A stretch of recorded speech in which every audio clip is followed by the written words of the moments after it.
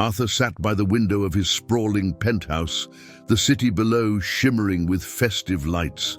It was Christmas Eve, a night that turned strangers into companions, yet he felt more isolated than ever. The faint hum of carolers echoed from the streets below, but he quickly turned on the television to drown it out. He despised this time of year, not for its meaning, but for the memories it stirred, memories of what he'd lost and the emptiness left behind. His wealth was staggering. Years of shrewd decisions in finances had elevated him to a league most only dreamed of. The deals, the numbers, the endless pursuit of more had built an empire few could rival. But Arthur knew better than anyone that money didn't buy peace, nor could it silence the whispers of regret that filled the quiet moments. The truth was, his heart was a fortress, fortified against the very things the season celebrated: love, hope, and connection. He reached for his phone almost instinctively and opened the financial news app. Stock indices, market trends, and investment updates scrolled across the screen. Numbers made sense to him. They were predictable, logical, and devoid of the messy unpredictability of emotions. Yet amidst the data, a single notification caught his eye, a message from an unknown number. Wishing you a Christmas full of light and love, even if it doesn't feel possible right now. The simplicity of the words struck a chord he couldn't quite identify. He stared at the message, perplexed. A wrong number, surely. He considered deleting it, but hesitated. Something about it felt different. Instead, he tossed the phone onto the couch and poured himself a glass of wine. He needed to focus on the portfolio adjustments he'd been planning before the markets reopened. Christmas was just another day, after all, a non-event in his meticulously scheduled life. Yet as he sat there, swirling the wine in his glass, the message lingered in his mind. Who was this Clara? Her name was signed at the bottom of the text. Why had she sent it, and why to him? The thought unsettled him, a small ripple in the otherwise calm sea of his controlled existence. Hours passed, and the world outside grew quieter, the city's noise replaced by the gentle snowfall against the glass. Arthur found himself drawn back to the message, his fingers hovering over the keyboard. Before he could stop himself, he typed a curt response: "You've got the wrong number." Moments later, the phone buzzed. Her reply was immediate and unapologetic. "Maybe I do, but maybe you needed this message anyway. Merry Christmas, whoever you are." Arthur scoffed, unsure whether to be amused or annoyed. The audacity of a stranger trying to inject meaning into his carefully curated solitude was almost laughable. Yet, he didn't delete the conversation. Instead, he placed the phone face down on the table, as though doing so could push the intrusive thoughts away.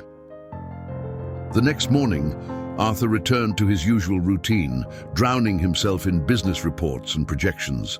Finances didn't wait for holidays, and neither did his relentless drive for success. But the message from Clara clung to his thoughts like an unresolved equation. He'd built his empire on precision and control, yet here he was, unsettled by a few words from someone he'd never met. By evening, curiosity had won. He typed another message. "Why did you send that?" A part of him hoped she wouldn't respond, but she did. Because Christmas isn't about what's under the tree or the money you have, it's about who's around it. Sometimes, even strangers need reminding of that. Her words felt like a subtle jab, though he knew she couldn't possibly be aware of his circumstances. For Arthur, the tree had always been a symbol of what he didn't have: no family, no shared laughter, no warmth. His wealth had bought him every material comfort, yet the void in his life remained unfilled. The conversation ended there, but Clara's words echoed long after. That night, Arthur sat by the window again, the city below still aglow with holiday cheer. He thought of his parents, their modest Christmases filled with love, and the quiet resilience they'd instilled in him before their sudden departure from his life. It had been years since he'd allowed himself to dwell on those memories. As the snow fell heavier, Arthur stared out into the darkness, feeling something shift inside him, something he couldn't yet define. Perhaps it was the realization that his relentless pursuit of success, his obsession with finances, and his detachment from the world had left him lonelier than ever. Or perhaps it was the voice of a stranger, daring to remind him of what he'd spent a lifetime ignoring. He didn't know it yet, but this was the beginning of something he couldn't control, a journey that would take him far from the carefully calculated life he had built. For the first time in years, Arthur felt the faint stirrings of something he couldn't name, a longing not for money, but for meaning. If you've ever felt the weight of solitude or found hope in unexpected places, share your thoughts below. What would you have done in Arthur's shoes? Let us know, and don't forget to like and subscribe to stay connected with more stories like this. Arthur had never been one for second chances. Life, as he saw it, was a series of calculated moves, each one building toward an inevitable conclusion. Yet, as he sat at his desk the next morning, reviewing another acquisition proposal, his mind wasn't on the numbers. It was on the words of a stranger, Clara. Her message, so brief and unassuming, clung to him like an echo he couldn't quiet. He tapped his pen against the table, frustration bubbling beneath the surface. It wasn't about the message itself, he told himself. It was about the audacity of her words to linger. "Christmas isn't about money," she had said. He scoffed aloud, the sound jarring in the otherwise silent room. What did she know about finances? About the grind it took to rise above the rest? Money was what mattered. It always had. Yet for the first time, the certainty of that belief felt hollow. The day passed in a haze. Arthur attended meetings, nodded at the right moments, and approved proposals without a second thought. His colleagues praised his decisiveness, his ability to compartmentalize, but inside, he felt distracted.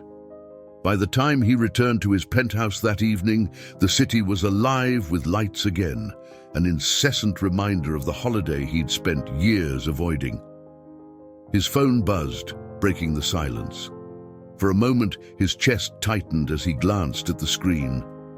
Another message from Clara. "Hi, I hope I'm not bothering you.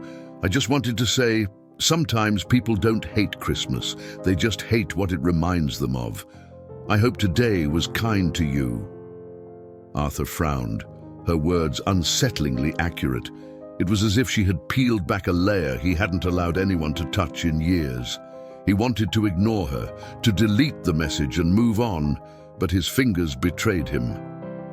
"What makes you think you know me?" he typed, his tone harsher than he intended. He hit send before he could second-guess himself. The reply came minutes later. "I don't. But I know what it's like to feel alone." The simplicity of her response caught him off guard. He stared at the screen, unsure how to reply. Alone? Was that what she thought of him? Did he even know if she was right? Arthur closed his eyes and leaned back in his chair, letting the question linger. Loneliness wasn't something he acknowledged. It wasn't a part of his carefully curated identity. Yet as he sat there, the silence of his penthouse feeling heavier than ever, he couldn't deny the gnawing truth in her words. By the next morning, Arthur had convinced himself the conversation was over. He buried himself in work, scanning reports and forecasting trends with the precision he was known for. But by midday, his resolve cracked. On a whim, he picked up his phone and sent another message. "You mentioned feeling alone. What do you do about it?" It wasn't a question he'd ever imagined asking someone, let alone a stranger, but the moment he sent it, he felt a strange relief, as if acknowledging the thought was the first step toward something unknown. Her reply came quickly. "I try to focus on others. Sometimes helping someone else makes the weight feel lighter. Her words unsettled him. Focus on others. His life had been about control, controlling outcomes, people, his own trajectory. The idea of shifting that focus felt foreign, even absurd. Yet as the day wore on, he found himself wondering what she meant. How could she, a stranger, seem so certain about something he'd never considered? That evening, Arthur sat by his window again, the city lights below casting a faint glow into the room. He thought of his parents, their modest lifestyle, and how they had always found joy in giving. Christmas for them wasn't about extravagance. It was about the small, meaningful gestures that connected them to others. For the first time in years, he allowed himself to remember the warmth of those moments. The way his father's laughter filled the room and his mother's hands gently placed ornaments on the tree. The memories were bittersweet, a reminder of what he'd lost and what he had chosen to bury. He stared at the message on his phone again, the words "helping someone else" swirling in his mind like an unsolvable riddle. He had built his empire on strategy, mastering the art of making the right moves. But this wasn't a game he knew how to play. For a moment he considered reaching out to Clara again, asking her what she meant. But he stopped himself. Instead, he turned off his phone and sat in the quiet, the weight of her words pressing against him. For the first time, Arthur felt a flicker of something unfamiliar, an unease he couldn't explain but couldn't ignore. The night stretched on, the snow falling heavier outside. Arthur's thoughts wandered to the people he'd met along his journey, those who had helped him rise and those he had left behind. Faces blurred together in his memory, but one question lingered. Had he ever truly helped someone, or had he simply used them as stepping stones toward his own success? As the city settled into its holiday rhythm, Arthur remained awake, wrestling with the question. The answer, he realized, would require more than reflection. It would require action. And that thought, more than anything, terrified him. The morning sky was grey, heavy with clouds that threatened another snowfall. Arthur paced his penthouse, phone in hand, rereading the messages from Clara. Her words had lodged themselves into his thoughts, dragging his focus away from the market analyses waiting on his desk. He tried to ignore it, burying himself in financial reports, but the numbers blurred on the page. For the first time in years, his work, the lifeblood of his existence, felt strangely hollow. By midday, Arthur gave in. "Why are you doing this?" he typed, his fingers hesitant on the screen. He hit send before he could overthink it, the question hanging in the digital space between them. Her reply was quick, almost as if she'd been waiting. "Because kindness can change someone's day, or maybe even their life." The simplicity of her response infuriated him. Change someone's life, was that what she thought she was doing? Arthur scoffed aloud, pacing the room. His life wasn't something that could be transformed by a few sentimental messages. It had been built on years of grit, strategy, and calculated risks. Kindness was an abstraction, an indulgence for people who didn't understand the harsh realities of the world. And yet, as the hours passed, her words refused to fade. By evening, Arthur found himself typing another message. "Do you actually believe that?" Clara's response was almost immediate. "Yes. Come and see for yourself." He froze, rereading her reply. She included an address at the end of the message, a location in a part of the city he hadn't visited in years. It was a neighborhood worlds apart from his own, far removed from the glittering towers and polished marble floors he called home. Arthur stared at the message, debating whether to respond. Days passed, and Arthur convinced himself it was a mistake to even consider her invitation. His life was too structured, too defined by his focus on finances to entertain something so frivolous. But as Christmas drew closer, the weight of her words grew heavier. He couldn't shake the thought of her certainty, her belief that kindness had the power to alter lives. On Christmas Eve, Arthur found himself standing outside a modest brick building. Snow swirled in the air, the cold biting through his tailored overcoat. The address Clara had sent led him here, to a small community center with frosted windows and a hand-painted sign that read, "Bright Horizons Senior Home." He hesitated at the entrance, the warm light spilling through the glass, an almost unbearable contrast to the chill in his chest. Arthur wasn't used to spaces like this, unpolished, imperfect, and teeming with raw humanity. Yet something pulled him forward. Before he could change his mind, he pushed open the door. Inside, the room buzzed with quiet activity. Residents gathered around a small Christmas tree, their faces lined with years of stories. The decorations were simple, handmade ornaments and strands of lights that flickered inconsistently. But there was a warmth in the air, a sense of togetherness that Arthur hadn't felt in decades. Clara spotted him before he could retreat. She approached with a smile, her eyes bright despite the exhaustion etched into her features. "You came," she said, as though she'd never doubted he would. Arthur nodded stiffly, unsure of what to say.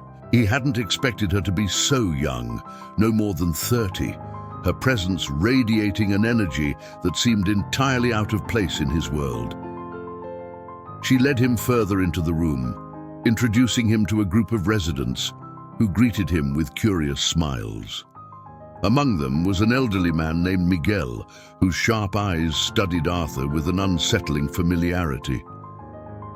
"You look like someone I used to know," Miguel said, his voice raspy with age. "What's your name, son?" "Arthur," he replied, his tone guarded. Miguel's gaze lingered. "Arthur," he repeated slowly, "you wouldn't happen to be the son of Elias and Margaret, would you?" The question struck like a bolt of lightning, freezing Arthur in place. He hadn't heard those names spoken aloud in years. His parents were a distant memory, their presence reduced to faded photographs and fragments of a childhood long buried. "How do you know them?" Arthur asked, his voice tinged with suspicion. Miguel smiled faintly, his eyes clouded with emotion. "They were friends of mine, good people. We used to work together back before the world changed." Arthur's heart pounded in his chest. This was impossible, a coincidence too surreal to comprehend. Yet, as he looked into Miguel's eyes, he saw a truth he couldn't deny. Memories stirred, fragments of a life he'd spent decades trying to forget. Clara watched the exchange silently, her expression unreadable. When Miguel finally turned away, Arthur leaned closer to her, his voice a low whisper. "Why did you bring me here?" "Because," she said softly, "sometimes we need a reminder of where we come from to see where we're going." Arthur couldn't respond. The room seemed to close in around him, the voices and laughter of the residents blending into a hum that filled his ears. He wanted to leave, to retreat to the safety of his penthouse and the comfort of his spreadsheets. But something rooted him in place, a strange pull he couldn't explain. As the evening wore on, Arthur found himself drawn into conversations with the residents. Their stories were unpolished, filled with struggles and triumphs that felt both foreign and familiar. Miguel spoke of Arthur's parents with a reverence that made his chest ache, recounting moments Arthur had forgotten or perhaps never known. By the time he left the community center, the world outside was blanketed in snow. Arthur walked the streets alone, his breath visible in the cold night air. For the first time in years, his thoughts weren't consumed by money or the next strategic move. Instead, he found himself thinking of Clara's words, Miguel's stories, and the weight of his own choices. Arthur didn't know what tomorrow would bring, but for the first time, he felt the faint stirrings of something he hadn't allowed himself to feel in years. The possibility of change. Arthur stood at the edge of his penthouse balcony, the wind slicing through the night like a blade. Below him, the city glowed, a sprawling maze of opportunity and ambition. Yet, for the first time in years, it all felt distant. The skyline that once symbolized his achievements now seemed like a monument to something hollow. He thought about Miguel, about the man's weathered face and the stories he'd told. Memories of his parents had come rushing back that night, vivid and unrelenting. They weren't just tales of laughter and warmth, but also of sacrifice. Moments Arthur had conveniently buried beneath years of relentless focus on his finances. His father's words echoed faintly in his mind. "Money is just a tool, son. It's what you build with it that counts." At the time, young Arthur had nodded earnestly, not fully understanding. Now, standing amidst the wealth he'd amassed, those words felt more like a challenge than wisdom. What had he built? A life of solitude? A fortress to keep the world out? The phone buzzed on the counter behind him. He glanced at it, half expecting another message from Clara, but it was an alert from his financial advisor. The message was routine, details about a new investment opportunity. Yet, as Arthur read the figures, he felt an odd detachment. The money didn't excite him the way it used to. The numbers felt meaningless, devoid of the satisfaction they once brought. For years, he had used finances as his armor, a way to control the chaos of life. But now the cracks in that armor were starting to show. Unable to shake the unease, Arthur found himself drawn back to the community center the next day. This time, he arrived unannounced, the winter sun casting long shadows across the modest building. Inside, the residents greeted him with the same warmth as before, as though he were already part of their world. Clara smiled when she saw him, her surprise quickly replaced by a quiet understanding. "I didn't think I'd see you again," she admitted, leading him to a corner of the room where a small group was decorating for an upcoming holiday event. "I wasn't sure I'd come back," Arthur replied, his voice measured. "But I had questions." Clara nodded as though she had expected this. "Miguel?" she guessed. Arthur hesitated, then nodded. "He knew my parents. He mentioned things I don't remember, things I'm not sure I want to remember." She tilted her head, studying him with an intensity that made him uncomfortable. "Sometimes it's not about what we remember, it's about what we do with the truth." Her words lingered as she guided him toward Miguel, who was sitting by the window, a book resting in his lap. The older man looked up and smiled faintly when he saw Arthur. "Back again, huh? I figured you'd be too busy counting your millions." Arthur stiffened, unsure whether to be offended or amused. "I came to ask you something." Miguel gestured for him to sit. "Ask away." Arthur hesitated, the words heavy on his tongue. "You said my parents were your friends.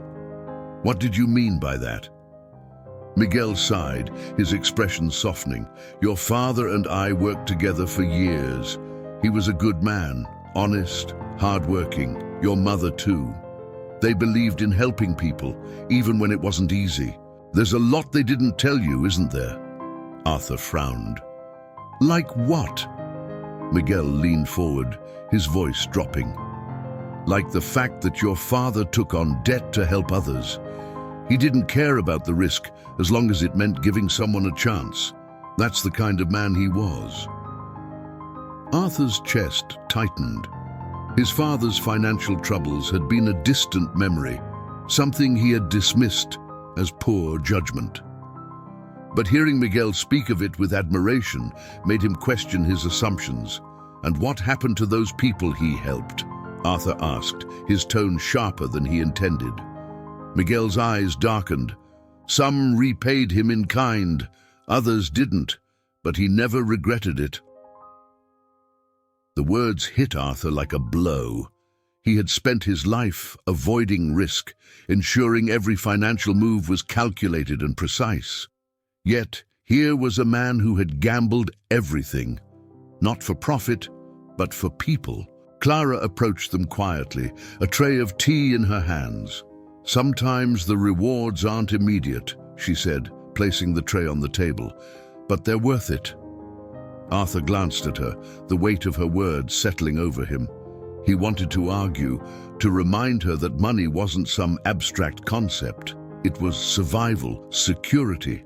But something about the way she spoke made him pause.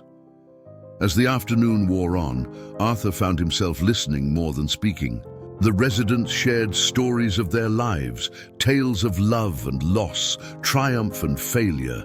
They spoke of moments when a single act of kindness had changed everything, when someone had believed in them even when they didn't believe in themselves.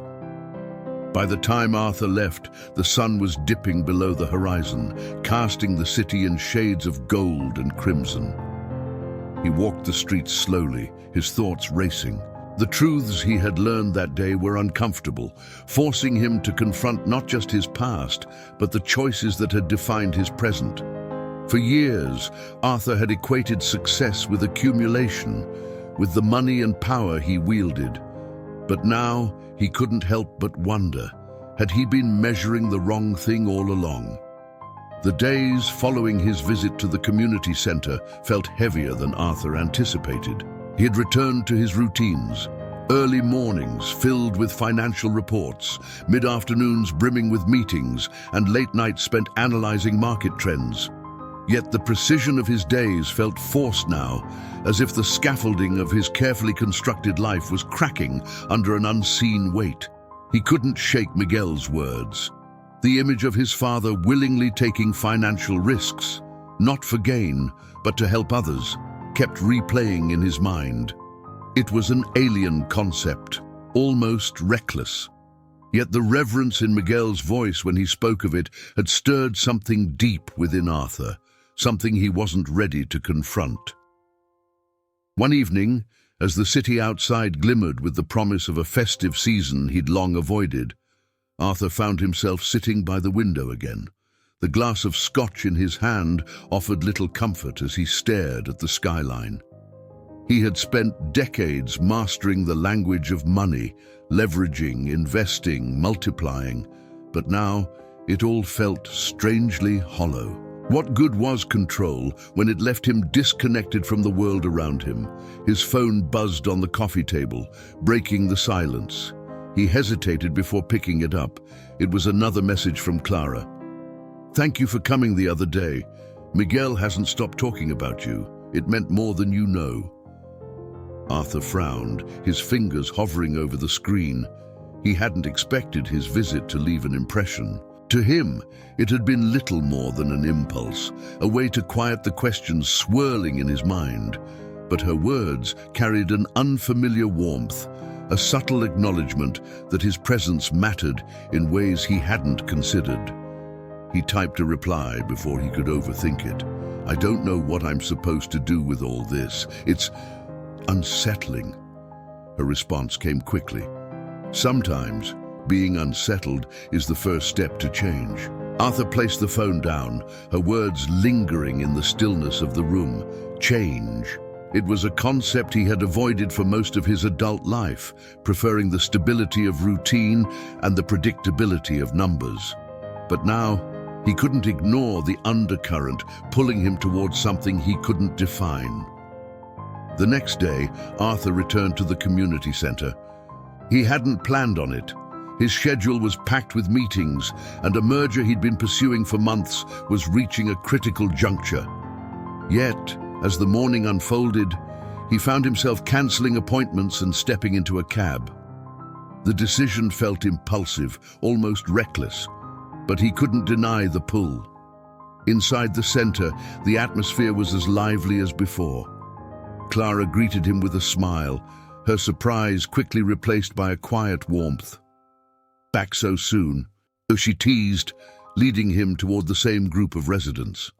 This time, Arthur allowed himself to engage more fully.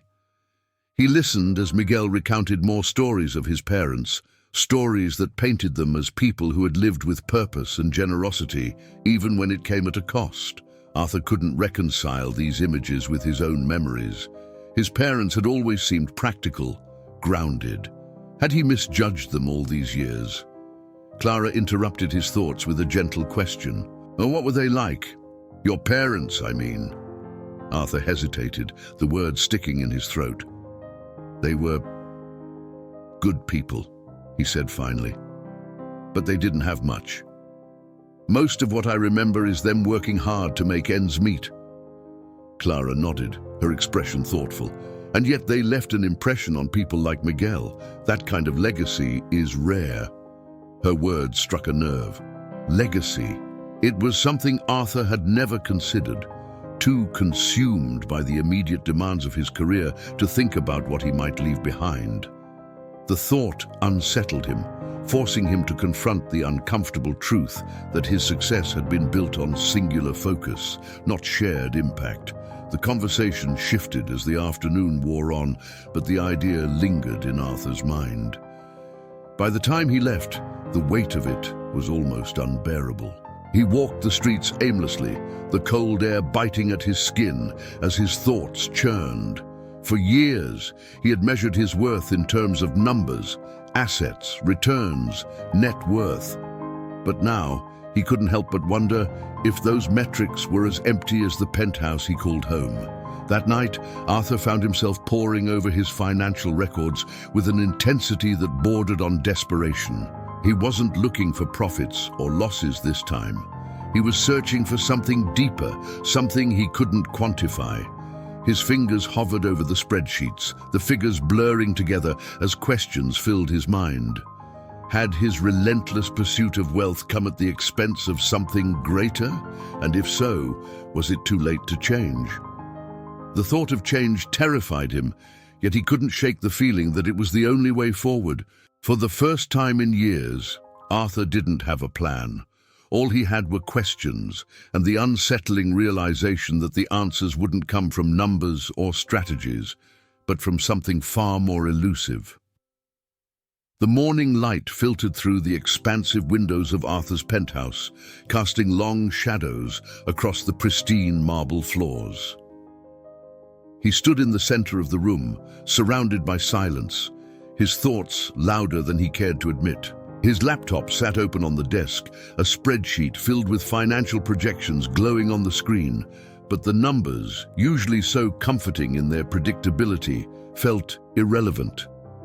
Arthur's mind was elsewhere, back in the small community center, the echoes of Miguel's words haunting him. His father's choices, so foreign to Arthur's way of thinking, loomed large in his mind. They weren't just about generosity, they were about risk, a kind of risk Arthur had spent his life avoiding. A soft chime interrupted his thoughts. It was a reminder of an important meeting with his financial advisors to discuss a major investment opportunity. Arthur sighed, rubbing his temples. He'd built his empire on these decisions, carefully weighing risks and rewards to ensure growth. But today, the thought of sitting through another strategy session felt unbearable. He turned off the reminder, grabbed his coat, and left the apartment without a clear destination in mind. The cold air hit him as he stepped outside, a sharp contrast to the warmth of his home. Arthur walked without purpose, his steps leading him deeper into the city. It wasn't long before he found himself standing in front of the community center once more. Inside, the atmosphere was quieter than before. A few residents sat in the common room, engaged in conversations that seemed both ordinary and profound. Clara noticed him almost immediately, her expression shifting from surprise to concern. She approached him, her voice soft. "Everything okay?" Arthur hesitated. He hadn't planned on being here, let alone explaining himself. But the weight of his thoughts pushed him to speak. "I don't know what I'm doing anymore," he admitted. "Everything I've built, everything I thought mattered. It doesn't feel the same." Clara studied him, her eyes filled with empathy. "That's not an easy realization," she said. "But maybe it's a chance to figure out what does matter." Her words lingered as she led him to a seat by the window. Outside, snow fell steadily, blanketing the world in white. Arthur watched the flakes swirl in the wind, his mind a storm of conflicting thoughts. Clara sat beside him, her presence grounding in its simplicity. "What was it like for you?" he asked suddenly. "Growing up, I mean. You seem grounded." "How?" Clara smiled faintly, her gaze distant. "It wasn't easy," she admitted. "My parents worked hard, but we didn't have much. Still, they always found a way to make people feel cared for. That stuck with me. It's not about money, it's about connection." Arthur nodded, though the concept still felt foreign to him. Connection was something he had avoided, seeing it as a liability in the cutthroat world of finance. Yet, as he sat here, surrounded by people who valued each other more than their possessions, he couldn't help but feel like he'd missed something crucial. Before he could respond, Miguel entered the room, his steps slow but deliberate. He spotted Arthur and made his way over, his eyes sharp despite his age. "You're back," he said with a knowing smile. "Couldn't stay away, could you?" Arthur managed a faint smile. "I had questions." Miguel chuckled. "Questions are good. Means you're thinking. So what's on your mind?" Arthur hesitated, unsure how to articulate the turmoil inside him. Finally, he asked, "Did my father ever regret the risks he took? The sacrifices?" Miguel's smile faded, replaced by a seriousness that made Arthur sit up straighter. "Your father didn't see them as sacrifices," he said. "He saw them as choices. Every time he helped someone, he knew the risk, but he also knew the reward, the kind that doesn't show up in a bank account." Arthur leaned back, his thoughts spinning. Choices, risks, rewards that couldn't be quantified. These were concepts that defied the logic he had built his life on, yet as Miguel spoke, they didn't feel as foreign as they once had. The rest of the afternoon passed in a blur. Arthur listened more than he spoke, absorbing the stories and wisdom of the residents. Each tale seemed to challenge his understanding of success, painting a picture of a life measured not by accumulation, but by impact. By the time Arthur left, the city was cloaked in twilight, the streets quiet beneath the falling snow. He walked slowly, his mind racing with possibilities. For years, he had prided himself on his ability to predict outcomes, to control every aspect of his life. But now, he found himself facing a question he couldn't answer. What if there was more to success than he had ever imagined? Arthur returned to his penthouse that evening, the silence more deafening than ever. He sat at his desk, staring at the spreadsheet on his laptop. The numbers blurred as he thought about Clara's words, Miguel's stories, and the choices his father had made. For the first time, Arthur felt the stirrings of something he couldn't quantify, a longing not for money but for meaning, and for the first time in years, he didn't know what his next move would be. Arthur sat at his desk, the glow of his laptop illuminating the darkened room. The spreadsheet on the screen had been left untouched for hours, the rows and columns of financial data blurring together. His mind, once so sharp and disciplined, now felt scattered. He closed the laptop with a sigh and leaned back in his chair, staring at the ceiling as the questions he'd been avoiding closed in. What was he building? What was it all for? His thoughts drifted to Clara. Her words, so simple yet profound, had lodged themselves in his mind like a splinter. Connection, she had said, was what mattered most. Arthur had spent his life avoiding connection, seeing it as a vulnerability in a world that rewarded control. But now, he couldn't help but wonder if she was right. The next morning, Arthur found himself back at the community center, drawn by a pull he couldn't fully explain. The space was buzzing with activity, residents decorated for an upcoming holiday gathering, their laughter and conversation filling the room with warmth. Clara spotted him from across the room and approached, her smile genuine. "Didn't think I'd see you again so soon," she said, her tone light. Arthur shrugged, his hands shoved into his coat pockets. I figured I might as well see what all the fuss is about. Clara chuckled, then gestured toward a table where Miguel sat with a group of residents. Come on. I think Miguel's been waiting for you. Arthur hesitated, but followed her, the weight of his curiosity outweighing his discomfort. As he approached, Miguel looked up, his eyes sharp and full of unspoken understanding. Back for more wisdom, huh? Miguel said, his voice tinged with amusement. Arthur managed a small smile. Something like that. Miguel leaned back in his chair, his expression thoughtful. You know, your father used to say that money wasn't the end game. It was the means to an end. He believed in using it to create something bigger than himself. Arthur frowned, the words hitting closer to home than he cared to admit. And what if you don't know what that something is? Miguel's gaze softened. Then maybe it's time to find out. The conversation stuck with Arthur long after he left the center that evening.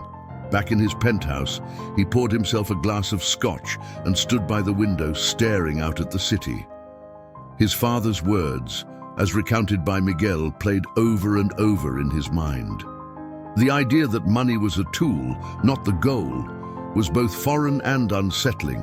For years, Arthur had measured his success in numbers, profits, investments, the size of his portfolio. But now, those numbers felt hollow, their meaning stripped away by the questions he could no longer ignore. The following day, Arthur received an unexpected call from his financial advisor. The merger he'd been negotiating for months had reached a critical stage, and the stakes were higher than ever. The deal promised significant returns, the kind that would solidify his status as one of the most successful investors in the city. But as the advisor spoke, Arthur found his mind wandering. What did it matter?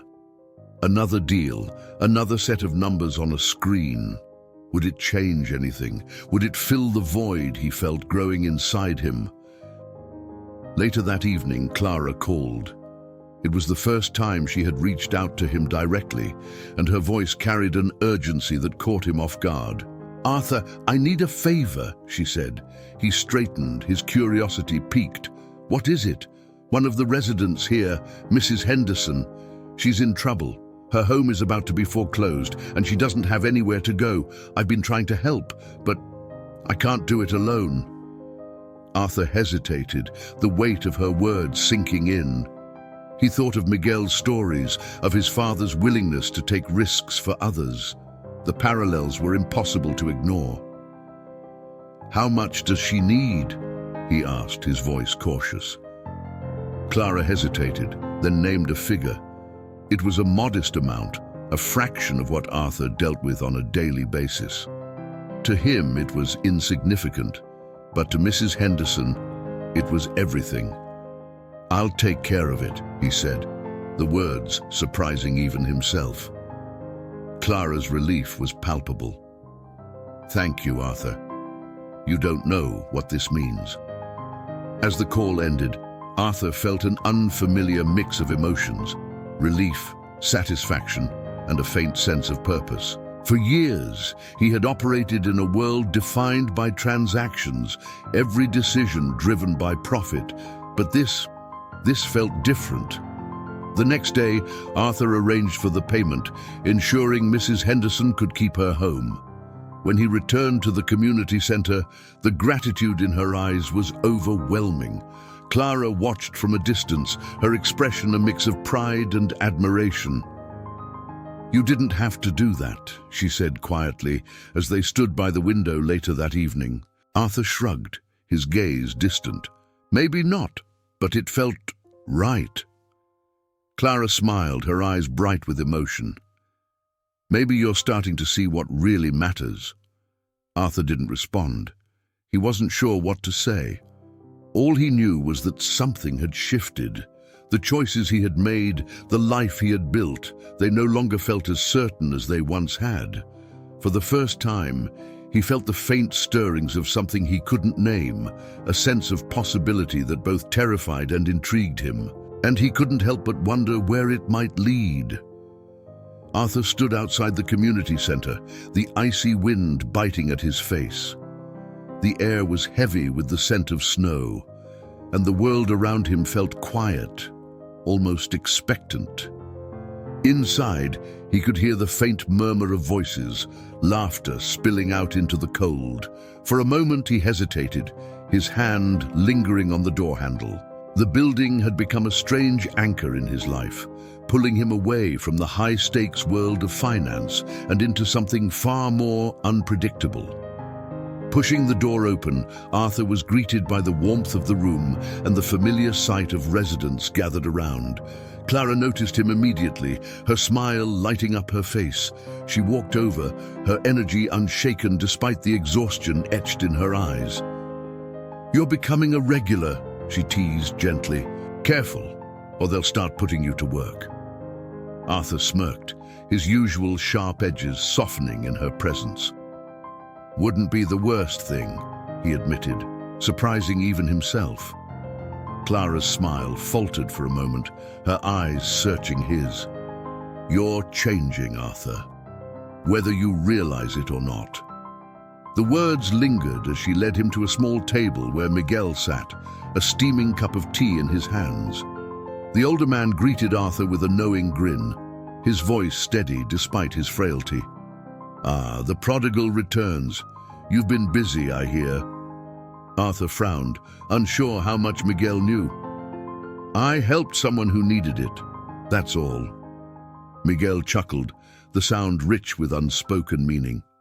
"Funny how that just helping someone can start to feel like something bigger, isn't it?" Arthur didn't respond. He wasn't ready to admit that Miguel might be right. As the evening unfolded, Arthur found himself more involved than ever. He helped the residents with their holiday preparations, his usually calculated demeanor giving way to something more relaxed. The simplicity of their lives, their joy in small moments, was both foreign and strangely comforting. At one point, Clara pulled him aside, her expression serious. "I heard about the merger you're working on," she said quietly. "It's a big deal, isn't it?" Arthur nodded, surprised that she knew. "It's significant, yes." Clara hesitated, then asked, "Does it make you happy?" The question caught him off guard. Happiness wasn't something he measured. Success, yes. Accomplishment, certainly. But happiness, that was a variable he had never calculated. "I don't know," he admitted, his voice barely above a whisper. Clara studied him, her gaze steady. "Maybe it's time to start asking yourself, why?" Her words stayed with him long after he left the center that night. Back in his penthouse, the silence felt heavier than usual. He poured himself a glass of wine and stood by the window, staring out at the city below. The skyline, once a symbol of his success, now felt like a reminder of something he couldn't quite grasp. The next day, Arthur attended a meeting with his advisors. The merger was progressing as planned, and the projected returns were staggering. His colleagues congratulated him, their voices filled with admiration for his strategic brilliance. But as Arthur listened, he felt disconnected, as though the conversation was happening in another room. Later that afternoon, he returned to the community center, drawn once again by the sense of purpose he couldn't find elsewhere. This time, Miguel was waiting for him, a stack of old photographs spread out on the table. Arthur hesitated before sitting down, his curiosity piqued. "These were your parents," Miguel said, sliding a photo toward him. "They were some of the best people I ever knew." Arthur stared at the image, his throat tightening. The photo showed his parents standing outside a modest house, their smiles radiant despite the weariness in their eyes. They looked happy, he realized, truly happy in a way he hadn't seen in years. "They believed in people," Miguel continued, "even when it didn't make sense. Your father used to say that money was only as good as the lives it touched." Arthur looked up, his voice steady, despite the emotion swirling inside him. "And what if it doesn't touch any lives? What if it just accumulates?" Miguel's gaze was piercing. Then what's the point? The question hung in the air, heavy with implication. Arthur left the center that evening feeling more unsettled than ever. He walked the streets aimlessly, the cold biting at his skin as his thoughts churned. For years he had lived by a set of rules, a framework that defined success and worth. But now, that framework felt fragile, its cracks widening with each passing day. Back in his penthouse, Arthur opened his laptop and stared at the spreadsheet for the merger. The numbers were staggering, the potential returns enough to solidify his position at the top of his field. Yet, as he looked at the figures, they felt empty, meaningless. He closed the laptop and leaned back in his chair, the weight of his choices pressing down on him. The question Miguel had asked echoed in his mind, refusing to be silenced. What was the point? Arthur didn't have an answer, but for the first time, he was determined to find one. The morning arrived with a grey haze blanketing the city, the snow from the previous night still clinging to the streets. Arthur sat at his dining table, his breakfast untouched. The faint hum of the financial news channel played in the background, though the words felt like static. His mind was elsewhere, on the faces of the people at the community center, on the stories Miguel had shared, and most of all on Clara's question, does it make you happy? For years, he had avoided such introspection. Happiness was an abstract concept, irrelevant to the pursuit of success. But now the idea loomed over him, casting a shadow on everything he had built. What was the point of all this wealth, all this control, if it didn't bring him joy? Arthur was still deep in thought when his phone buzzed. It was a message from Clara. "Can you come by the center today? Miguel wants to see you." He didn't hesitate. Grabbing his coat, he stepped out into the cold, the city's noise fading into the background as he made his way to the community center. When he arrived, the warmth of the place enveloped him, a stark contrast to the chill that had settled inside him. Clara greeted him with a faint smile, though there was an uncharacteristic tension in her expression. "He's been asking for you all morning," she said softly, leading Arthur to Miguel's room. The older man was sitting in an armchair by the window, his frailty more pronounced than the last time Arthur had seen him, yet his eyes were sharp, filled with the same quiet wisdom that had drawn Arthur back here time and again. "You made it," Miguel said, his voice weaker but steady. Arthur nodded, pulling up a chair. "Clara said you wanted to see me." Miguel's gaze lingered on him, heavy with unspoken words. "There's something I need to tell you," he began. "Something your father would have wanted you to know." Arthur tensed, his mind racing. "What is it?" Miguel hesitated, his hands trembling slightly. "Your father didn't just help people, he saved lives. There was a family, Clara's family. He gave them everything when they had nothing. If it weren't for him, they wouldn't have survived." Arthur's breath caught, his eyes flicking toward Clara, who stood quietly by the door. The revelation hit like a freight train, shaking the foundations of everything he thought he knew. "My father helped Clara's family?" he asked, his voice strained. Miguel nodded. "He never told you, because he didn't want you to grow up resenting him for giving so much away. But he saw it as the right thing to do, and I think he'd want you to know that now." Arthur turned to Clara, his chest tightening. "Did you know about this?" She shook her head, her expression filled with equal parts shock and understanding. "No, but it makes sense. My parents always said someone helped us when we needed it most. They never said who." The room fell silent, the weight of the revelation settling over them. Arthur's thoughts spiraled, each piece of the puzzle clicking into place. His father's choices, Miguel's stories, Clara's presence, it all felt connected in a way that both overwhelmed and grounded him. "I don't know what to say," Arthur admitted, his voice barely above a whisper. Miguel smiled faintly. "You don't have to say anything, just think about what it means. Your father believed in helping people, even when it cost him. Maybe it's time you figured out what you believe in." The words lingered as Arthur left the room. He walked through the center in a daze, Clara falling into step beside him. Neither spoke until they reached the main hall, where the residents were busy with holiday preparations. "You don't have to feel obligated," Clara said finally, her voice gentle. "Just because of what your father did." Arthur shook his head, his thoughts a whirlwind. "It's not about obligation.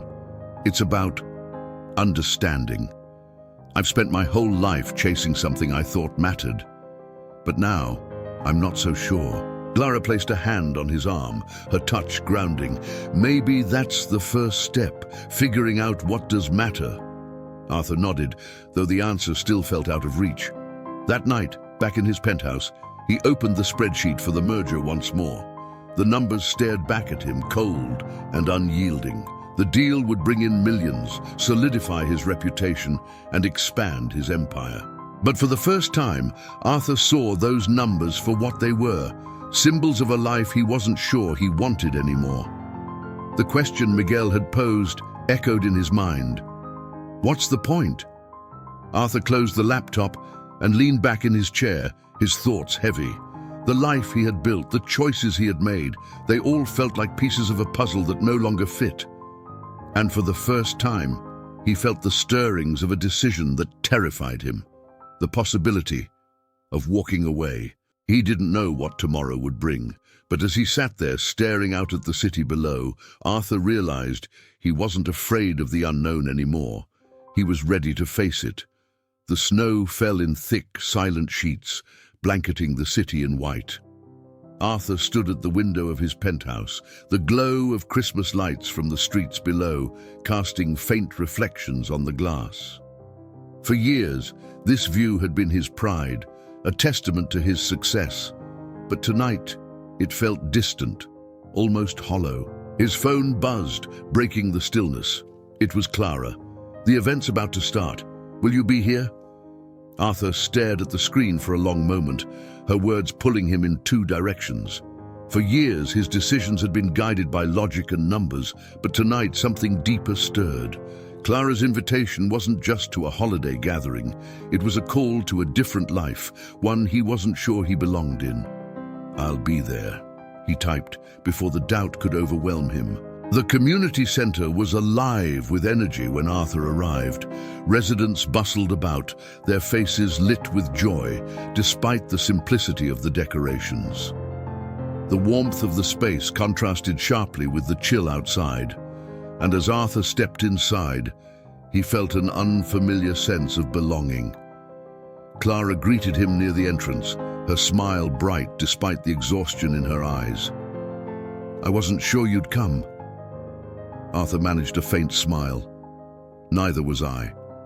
She led him to the main hall, where residents and volunteers mingled, their laughter filling the air.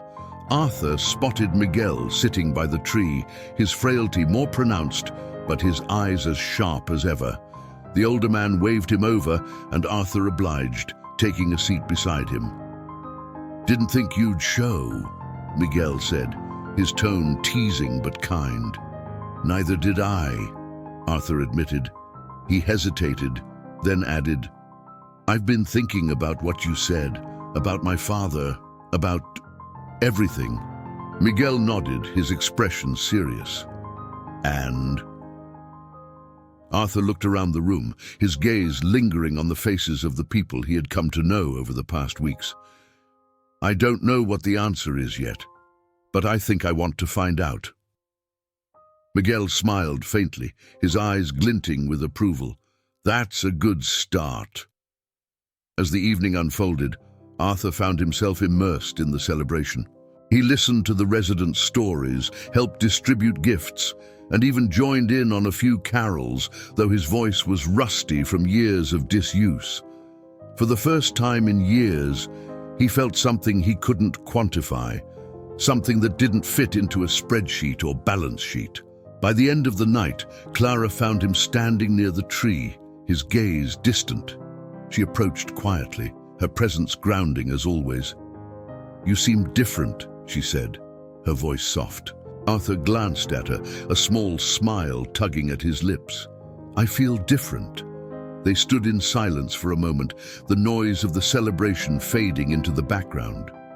"Clara," he began hesitantly, "I've spent my whole life chasing something I thought mattered, but now I'm not so sure. I don't know what comes next, but I think I want it to mean something." She nodded, her eyes bright with emotion. "That's all that matters." As the event wound down, Arthur helped clean up, his hands working alongside Clara's and the other volunteers. It was a far cry from the boardrooms and penthouses he was used to, but for the first time, he didn't feel out of place. He felt human. Later that night, back in his penthouse, Arthur sat at his desk. The merger document was still open on his laptop, the numbers staring back at him. He stared at it for a long time, his mind replaying the faces and stories of the people he'd met. Finally, he made a decision. He closed the document and picked up his phone, dialing a number he hadn't used in years. His financial advisor answered on the second ring. "I'm pulling out of the merger," Arthur said, his voice steady. The advisor sputtered in disbelief. "Arthur, this deal is—" "I know what it is," Arthur interrupted, "but it's not what I want anymore." He hung up before the conversation could continue. The decision left him feeling both terrified and liberated, as though he had stepped off a ledge into the unknown. But for the first time, he didn't feel alone. Arthur picked up his phone again, this time sending a message to Clara. "Thank you for reminding me what matters." Her reply came quickly, simple yet profound. "Merry Christmas, Arthur." As the city outside settled into the quiet of the night, Arthur felt a peace he hadn't known in years. He didn't have all the answers, but for the first time he was okay with that. He had taken the first step towards something real, something meaningful. And that was enough. What would you have done in Arthur's shoes? Share your thoughts in the comments below. And if this story moved you, give it a like and subscribe for more stories like this. Your support helps us create content that matters.